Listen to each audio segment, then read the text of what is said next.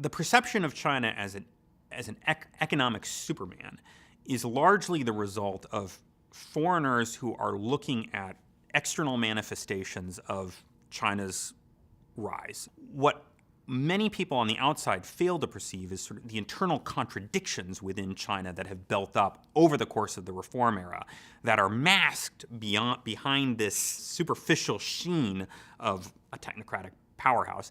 And that failure to perceive the problems that exist within the system is, I think, that's at the root of the difference of opinion between myself and many others. In 1978, China's leaders launched China in a new direction. They left behind the Maoist era, which was the post-1949 period characterized by political instability, stagnant economic growth, and basically being closed off to the outside world.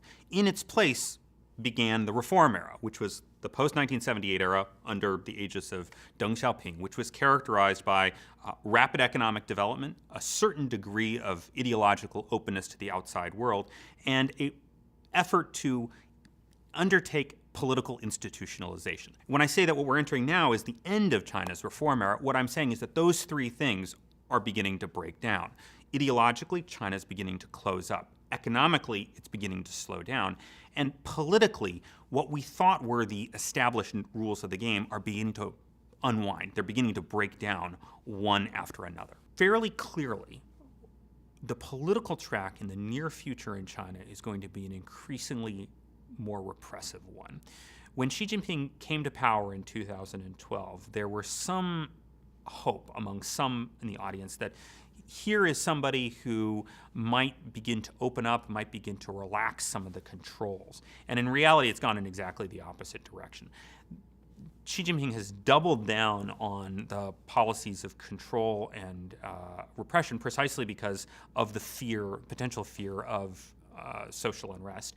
He himself believes firmly that the future of China requires the Communist Party to become stronger, to take of. He believes that it has the reform era saw the party's influence in society degrade to become somewhat of a. In some cases, party slogans just became to banter for water cooler conversations. And he really wants to make the party a ruling force within the society, and that means getting it back in to a range of organizations where its influence had sort of receded a little bit. So you're seeing this real effort to begin to ramp up. So I think one of the things that you're going to see is increased pressure on some of these areas where we thought in the reform era, well, that's kind of removed from politics. You're going to see an increasing politicization of a much wider range of institutions. I've taught this regular class on Introduction to Chinese Law over the past couple of years, and that's been a unique class because it brings together both American students, some of whom know nothing about China, as well as Chinese students who are here for a one-year degree program. And they're in the same classroom, and you can have very interesting discussions where Americans are forced to think about what their biases are in thinking about China. Chinese students are encountering how Americans look at their system, and it's a very good educational process for the students themselves. For me, that's been a great ability to help me flesh out how I present some of these issues, both to an American audience, but also to a Chinese audience. And that's the first way in which my students have helped me. The second way is that I've had a group of great research associates, about 4 or 5 of them, who have helped me cite check every source within the book. So some people who write books on China just make wild statements left or right. And I would say that one of the defining features of this book is I footnoted intensively. This is what many law professors do. We like to have lots of footnotes. And so I can say that, I've backed up all of the things that I'm talking about very, very aggressively. And that's thanks in a large part to my law students.